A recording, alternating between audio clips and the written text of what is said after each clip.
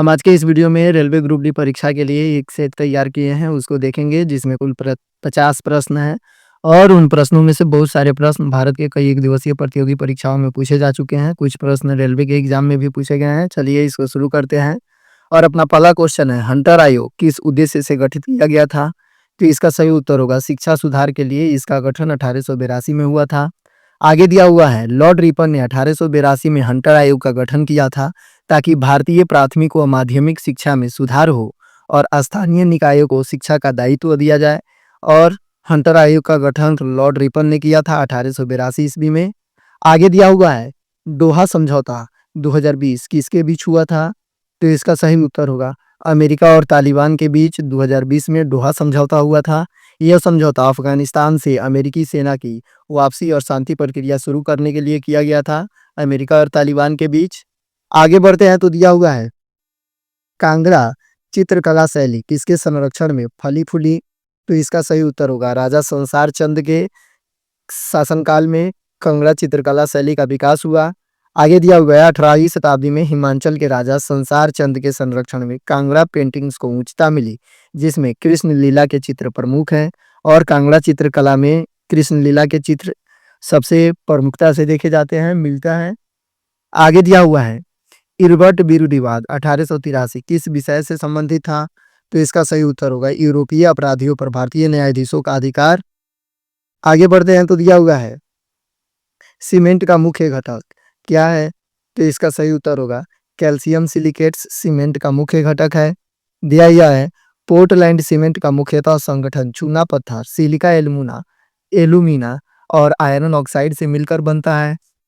आगे दिया हुआ है, नंदा देवी जैव मंडल रिजर्व किस राज्य में स्थित है? तो इसका सही उत्तर होगा उत्तराखंड में। आगे दिया हुआ है, यह यूनेस्को विश्व धरोहर स्थल है। यहाँ दुर्लभ हिम तेंदुए और उच्च हिमालयी वनस्पतियां पाई जाती हैं। आगे बढ़ते हैं तो दिया हुआ है, अलीपुर षड्यंत्र केस किस क्रांतिकारी से जुड़ा है? तो इसका सही उत्तर होगा अरविंद घोष।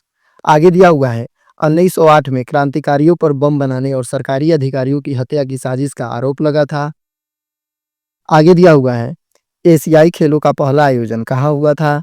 तो इसका सही उत्तर होगा नई दिल्ली में 1951 ईस्वी में भारत में पहला एशियाई खेलों का आयोजन हुआ था। आगे बढ़ते हैं तो दिया हुआ है, चंद्रयान-3 मिशन का मुख्य उद्देश्य क्या था? तो इसका सही उत्तर है चंद्रमा के दक्षिणी ध्रुव पर लैंडिंग करना चंद्रयान-3 का मुख्य मिशन था। जिस जगह पर लैंडिंग किया था उसका नाम शिव शक्ति पॉइंट रखा गया है। आगे दिया हुआ है, दांडी मार्च की दूरी कितनी थी? तो इसका सही उत्तर होगा 240 मील यानी लगभग 385 किलोमीटर। इसी में दिया हुआ है, 12 मार्च से 6 अप्रैल 1930 तक गांधी जी ने साबरमती से दांडी तक की यह यात्रा की और नमक कानून को तोड़ा था। आगे बढ़ते हैं तो दिया हुआ है, अंतर्राष्ट्रीय न्यायालय आईसीजे के न्यायाधीश का कार्यकाल कितने वर्षों का होता है? तो इसका सही उत्तर होगा 9 वर्ष का। आगे दिया हुआ है, आईसीजी में 15 न्यायाधीश होते हैं, यानी अंतर्राष्ट्रीय न्यायालय में कुल 15 न्यायाधीश होते हैं, जिनका चुनाव संयुक्त राष्ट्र महासभा और सुरक्षा परिषद मिलकर करते हैं। आगे दिया हुआ है, साइमन कमीशन कब आया था? तो इसका सही उत्तर होगा साइमन कमीशन भारत में 3 फरवरी 1928 को सबसे पहले मुंबई आया था।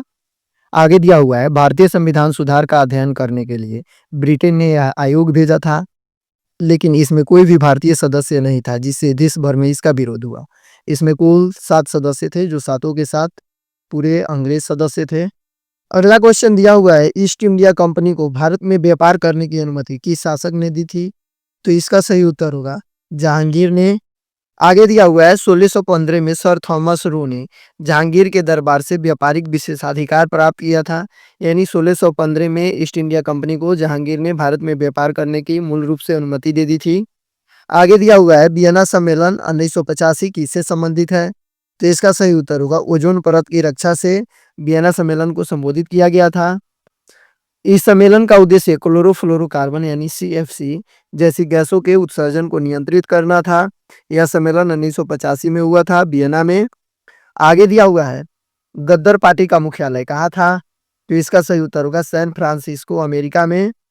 दिया हुआ है, 1913 में भारत की आजादी के लिए प्रवासी भारतीयों ने इसकी स्थापना की थी। आगे दिया हुआ है, थॉर्न थविट पद्धति किस क्षेत्र में प्रयुक्त होती है? तो इसका सही उत्तर होगा जलवायु वर्गीकरण में यह पद्धति तापमान, वर्षा और वाष्पोत्सर्जन के आधार पर जलवायु का वर्गीकरण करती है। आगे बढ़ते हैं तो दिया हुआ है आयरन पिलर कहाँ स्थित है, सॉरी आयरन पिलर कहाँ स्थित है और किस युग का है। तो इसका सही उत्तर होगा महरौली में स्थित है, यह गुप्त युग की है। आगे दिया हुआ है यह लौह स्तंभ जंगरोधी है और वैज्ञानिक आज भी इसकी धातु संरचना से चकित है। आगे दिया हुआ है मुंटफोर्ड सुधार किस अधिनियम से जुड़ा हुआ है। तो इसका सही उत्तर होगा 1919 का भारत अधिनियम से जुड़ा हुआ है। आगे दिया हुआ है इसके तहत प्रांतीय स्तर पर द्वैध शासन लागू किया गया था और मुंटफोर्ड सुधार 1919 के तहत ही भारत में द्वैध शासन को लागू किया गया था। मुंटफोर्ड सुधार को 1919 का भारत सरकार अधिनियम के नाम से भी जाना जाता है। आगे दिया हुआ है इक्विनॉक्स वर्ष में कितनी बार आता है। तो इसका सही उत्तर होगा 2 बार, मार्च और सितंबर में जब दिन और रात बराबर होते हैं उस समय को इक्विनॉक्स बोला जाता है। आगे दिया हुआ है अहमदिया आंदोलन के संस्थापक कौन थे। तो इसका सही उत्तर होगा मिर्जा गुलाम मोहम्मद अहमदिया आंदोलन के संस्थापक थे। यह आंदोलन 19वीं सदी के अंत में पंजाब में हुआ था जो इस्लामी सुधारवाद से जुड़ा था और यह आंदोलन 19वीं शताब्दी के अंत में हुआ था। इसका मकसद इस्लाम में सुधार लाना था। आगे दिया हुआ है साइबेरियन क्रेन भारत में कहाँ पाई जाती है। तो इसका सही उत्तर होगा केलादेव राष्ट्रीय उद्यान राजस्थान में पाई जाती है। आगे दिया हुआ है ग्रीन वॉशिंग शब्द किससे संबंधित है। तो इसका सही उत्तर होगा पर्यावरण के नाम पर झूठा दावा करना ग्रीन वॉशिंग शब्द से। आगे दिया हुआ है सल्तनत काल में दीवान ए मुस्तखराज किस विभाग का प्रमुख होता था। तो इसका सही उत्तर होगा बकाया राजस्व वसूली करने का अधिकार जिसके पास होता था उसको दीवान ए मुस्तखराज कहा जाता था। आगे दिया हुआ है दक्षिण गोलार्ध में अधिकतम महाद्वीपीय भूमि किस देश में है। तो इसका सही उत्तर होगा ऑस्ट्रेलिया में। यह पूरी तरह दक्षिणी गोलार्ध में स्थित सबसे बड़ा महाद्वीपीय देश है। आगे बढ़ते हैं तो दिया हुआ है लॉर्डरिंग किस प्रकार की कृषि प्रणाली है। तो इसका सही उत्तर होगा झूम खेती शिफ्टिंग कल्टीवेशन। आगे दिया हुआ है पूर्वोत्तर भारत और दक्षिण पूर्व एशिया में प्रचलित है और लॉर्डरिंग कृषि जो है लॉर्डरिंग कृषि पद्धति या दक्षिणी पूर्व एशिया और पूर्वोत्तर भारत में प्रचलित है। आगे दिया हुआ है शेर शाह सूरी ने ग्रैंड ट्रंक रोड कहाँ से कहाँ तक बनवाई थी। तो इसका सही उत्तर होगा सोनार गांव बांग्लादेश से लेकर पेशावर पाकिस्तान तक बनवाया था। आगे दिया हुआ है यह भारत की सबसे लंबी ऐतिहासिक सड़क है जिसे बाद में ब्रिटिश ने विस्तारित किया था और बोल रहा है कि यह भारत की सबसे लंबी ऐतिहासिक सड़क है, बाद में इसको ब्रिटिश काल में विस्तारित किया गया था। आगे दिया हुआ है द्वैध शासन बंगाल में किसने लागू किया था। तो इसका सही उत्तर होगा रॉबर्ट क्लाइव ने। आगे दिया हुआ है 1765 से 1772 के दौरान ब्रिटिश ने राजस्व वसूली का अधिकार लिया पर प्रशासनिक जिम्मेदारी नवाब पर छोड़ दी।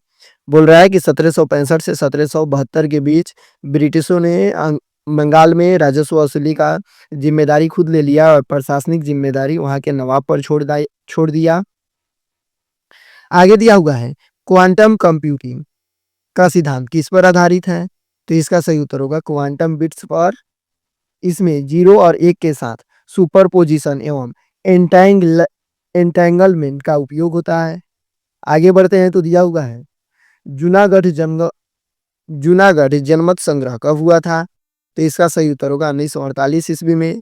आगे दिया हुआ है पाकिस्तान में विलय की घोषणा के बाद भारत ने सैन्य हस्तक्षेप और जनमत से इसे अपने में मिला लिया था। आगे दिया हुआ है बीजगणित का जनक किसे कहा जाता है। तो इसका सही उत्तर होगा अल ख्वारिज्मी को बीजगणित का जनक माना जाता है। आगे दिया हुआ है 9वीं सदी के इस गणितज्ञ ने अलजेब्रा की नींव रखी थी और सबसे पहले अलजेब्रा का पता अल ख्वारिज्मी ने ही लगाया था। आगे बढ़ते हैं तो दिया हुआ है नालंदा विश्वविद्यालय किस शासक ने नष्ट किया था। तो इसका सही उत्तर होगा बख्तियार खिलजी ने।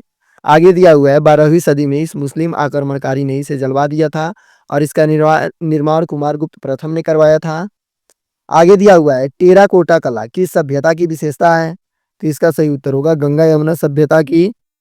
मिट्टी से बनी मूर्तियां और खिलौने प्राचीन भारत में बहुत लोकप्रिय थे और बोल रहा है कि गंगा यमुना सभ्यता में बनी मिट्टी से मूर्तियां जो थी वह भारत में बहुत प्रचलित थी। आगे बढ़ते हैं तो दिया हुआ है साइबेरिया किसके लिए प्रसिद्ध है। तो इसका सही उत्तर होगा कठोर ठंड और विशाल वन क्षेत्र के लिए साइबेरिया प्रसिद्ध है। यह रूस में स्थित है। आगे दिया हुआ है मिशन इंद्रधनुष भारत में किससे संबंधित है? तो इसका सही उत्तर होगा बच्चों और गर्भवती महिलाओं को टीकाकरण के लिए। आगे दिया हुआ है 2014 में शुरू हुई यह योजना संक्रामक रोगों से बचाव के लिए है। आगे बढ़ते हैं तो दिया हुआ है थार मरुस्थल किस प्रकार का रेगिस्तान है? तो इसका सही उत्तर होगा उष्णकटिबंधीय अर्धशुष्क रेगिस्तान है। यह भारत और पाकिस्तान में फैला है जिसे मानसून का प्रभाव कुछ हद तक रहता है। आगे दिया हुआ है रेशम मार्ग का प्रमुख उद्देश्य क्या था? तो इसका सही उत्तर होगा चीन से रेशम और अन्य वस्तुओं का व्यापार। यह एशिया, यूरोप और अफ्रीका को जोड़ने वाला प्राचीन व्यापार मार्ग था। रेशम मार्ग के द्वारा प्राचीन समय में एशिया, यूरोप और अफ्रीका को जोड़ा जाता था। आगे बढ़ते हैं तो दिया हुआ है पानीपत की तीसरी लड़ाई किसके बीच हुई थी? तो इसका सही उत्तर होगा मराठा बनाम अहमद शाह अब्दाली के बीच पानीपत की तृतीय लड़ाई हुई थी 1761 ईस्वी में। आगे दिया हुआ है 1761 में हुई यह लड़ाई मराठी की हार और मुगल प्रभाव के अंत का संकेत था। इसके बाद ही मुगलों का शक्ति भारत में धीरे धीरे कमजोर पड़ने लगा था। आगे दिया हुआ है अंटार्कटिका संधि कब लागू हुई? तो इसका सही उत्तर होगा 1961 ईस्वी में। यह संधि महाद्वीप को वैज्ञानिक अनुसंधान के लिए सुरक्षित और सैन्य गतिविधियों से मुक्त रखती है। आगे बढ़ते हैं तो दिया हुआ है अलेक्जेंडर भारत में किस नदी तक पहुंचा था? तो इसका सही उत्तर होगा ब्यास नदी तक। आगे दिया हुआ है ब्रिक्स में एस किस देश को दर्शाता है? तो इसका सही उत्तर होगा साउथ अफ्रीका। आगे दिया हुआ है 2010 में शामिल हुआ जिसमें समूह का नाम ब्रिक से ब्रिक्स हुआ। बोल रहा है कि जो साउथ अफ्रीका है वह ब्रिक में 2010 में शामिल हुआ, इसके बाद से ब्रिक का नाम ब्रिक्स हो गया। आगे बढ़ते हैं तो दिया हुआ है मालवा सल्तनत की स्थापना किसने की थी? तो इसका सही उत्तर होगा दिलावर खान ने मालवा सल्तनत की स्थापना की थी। 1401 में तुगलक साम्राज्य के पतन के बाद इसको स्थापित किया गया था। आगे दिया हुआ है पृथ्वी रक्षा मिसाइल प्रणाली का उद्देश्य क्या है? तो इसका सही उत्तर होगा शत्रु की बैलिस्टिक मिसाइल को रोकना। और पृथ्वी रक्षा मिसाइल प्रणाली का काम है दुश्मन के द्वारा लॉन्च किए जाने वाला बैलिस्टिक मिसाइल को मार गिराना। आगे दिया हुआ है डीआरडीओ द्वारा विकसित यह प्रणाली 2 स्तरीय सुरक्षा देती है और पृथ्वी रक्षा मिसाइल प्रणाली का निर्माण डीआरडीओ के द्वारा किया गया है। आगे दिया हुआ है मानव विकास सूचकांक यानी एचडीआई ह्यूमन डेवलपमेंट इंडेक्स में भारत की 2024 में रैंक क्या है? तो इसका सही उत्तर होगा 134। दिया हुआ है यूएनडीपी द्वारा जारी रिपोर्ट में यह रैंक आय, शिक्षा और जीवन प्रत्याशा के आधार पर तय होती है। यूएनडीपी का फुल फॉर्म होता है यूनियन नेशन डेवलपमेंट प्रोग्राम। आगे दिया हुआ है तुगलकाबाद का निर्माण किसने करवाया था? तो इसका सही उत्तर होगा गयासुद्दीन तुगलक ने तुगलकाबाद का निर्माण करवाया था। दिल्ली के किले के रूप में इसकी स्थापना की गई थी। आगे बढ़ते हैं तो दिया हुआ है सलारगंज संग्रहालय कहाँ स्थित है? तो इसका सही उत्तर होगा हैदराबाद तेलंगाना में। यहाँ विभिन्न देशों की दुर्लभ कलाकृतियों का संग्रह रखा गया है। आगे दिया हुआ है स्वर्णिम चतुर्भुज परियोजना किससे संबंधित है? तो इसका सही उत्तर होगा राष्ट्रीय राजमार्ग नेटवर्क से। आगे दिया हुआ है दिल्ली, मुंबई, चेन्नई और कोलकाता को जोड़ने वाला सड़क नेटवर्क को स्वर्णिम चतुर्भुज के नाम से जाना जाता है। आगे बढ़ते हैं तो दिया हुआ है किस देश को कॉफी का जन्म स्थान माना जाता है? तो इसका सही उत्तर होगा इथोपिया को कॉफी का जन्म स्थान माना जाता है। दिया हुआ है 9वीं सदी में यहाँ से कॉफी विश्व भर में फैली थी। आगे दिया हुआ है विश्व का सबसे बड़ा ज्वालामुखी कौन सा है? तो इसका सही उत्तर होगा मौना लोआ हवाई विश्व का सबसे बड़ा ज्वालामुखी है। आगे दिया हुआ है आगे बढ़ते हैं तो दिया हुआ है पेरियार टाइगर रिजर्व किस राज्य में स्थित है? तो इसका सही उत्तर होगा केरल में। आगे दिया हुआ है यहाँ हाथी और बाघ दोनों के संरक्षण के लिए प्रयास किए जाते हैं और पेरियार टाइगर रिजर्व में हाथी और बाघ को संरक्षित किया जाता है।